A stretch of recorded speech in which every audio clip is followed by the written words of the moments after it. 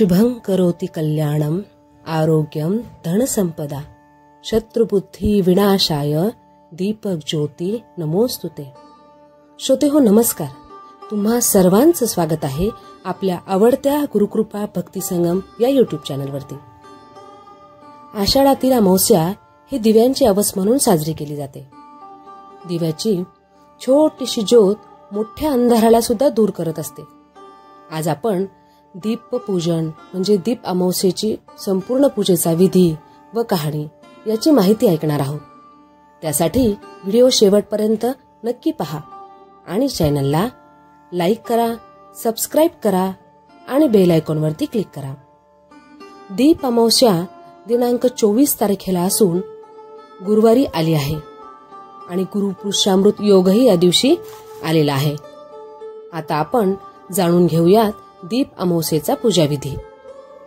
घरातील समई, निरांजन, जुन्या काळी वापरात असलेले कंदील, पणती हे सर्व स्वच्छ करून एका पाटावरती सुशोभित करायचे आहेत। दिव्याच्या ज्योतीच्या ठिकाणी थोडा चुना लावायचा आहे, अशी ही जुनी पद्धत आहे।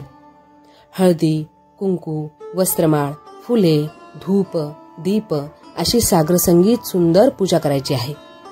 घरातील सगळे दिवे लावून प्रकाशित करायचे आहेत। बाभळीच्या फुलांचा या पूजेत विशेष मान असतो।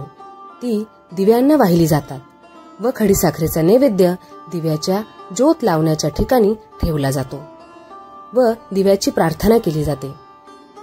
दिव्या दिव्या दीपत्कार, कानी कुंडल मोतीहार, दिव्याला पाहून नमस्कार, दिवा लावला देवापाशी, उजेड पडला तुळशीपाशी, माझा नमस्कार सर्व देवाणूपाशी, अशी प्रार्थना करायची आहे।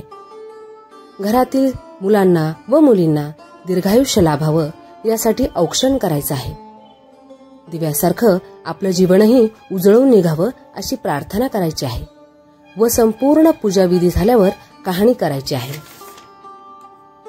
दिव्याच्या हौसेची कहाणी आता आपण ऐकणार आहोत। दीपकांनो ऐका तुमची कहाणी। आटपाट नगरात एक राजा होता। त्याच्या सुनेने एके दिवशी घरातला पदार्थ स्वतः खाल्ला आणि आळ मात्र उंदरावरती घेतला। आपल्यावरचा प्रमाद टाळला आणि उंदरांनी ठरविले की आपल्यावरच उगाच आळ आला आहे, आपण सूड घ्यायचा आहे। म्हणून सर्वांनी विचार केला व रात्री हिची चोळी पाहुण्यांच्या अंथरुणात नेऊन टाकली। दुसऱ्या दिवशी हिची फजिती झाली। सासू व दिरांनी निंदा केली व तिला घालवून दिली। हिचा रोजचा नेम असे की रोज दिवे घासून तेलवात करून स्वतः ते लावावे व खडीसाखरेच्या खड्यांनी त्यांच्या ज्योती साराव्यात। दिव्यांच्या हौसेच्या दिवशी त्यास चांगला नैवेद्य दाखवावा, पण ही घरातून निघाल्यामुळे ते सार बंद पडलं। पुढे हौसेच्या दिवशी राजा शिकारीहून येत होता। एका झाडाखाली मुक्कामास उतरला तेव्हा त्याला एक चमत्कार दिसला।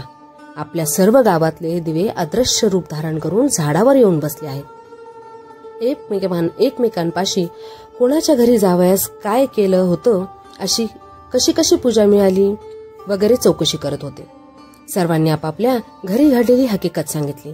त्यांच्या मागून राजाच्या घरचा दिवा सांगू लागला, काय सांगू बाबांनो, यंदा मजसारखा हतभागी मीच। दरवर्षी सर्व दिव्यात मी मुख्य असायचो। माझा थाट माट जास्ती व्हायचा, पण मला यंदा विपत्तीत दिवस काढावे लागत आहेत। तेव्हा त्या सर्व दीपकांनी विचारलं, असं होण्याचं कारण काय? मग तो त्या सांगू लागला, खरं तर मी ह्या गावच्या राजाचा घरचा दिवा।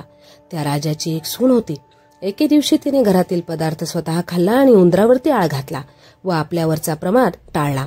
इकडे उंदरांनी हिचा सूड घ्यावा म्हणून रात्री हिची चोळी पाहुण्यांच्या अंथरुणात नेऊन टाकली। दुसऱ्या दिवशी हिची फजिती झाली। सासू सासऱ्यांनी निंदा केली आणि तिला घरातून घालवून दिली। म्हणून मला असे दिवस आले।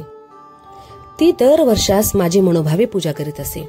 जिथं असेल तिथं ती खुशाल असो असं म्हणून दिव्यानं आशीर्वाद दिला।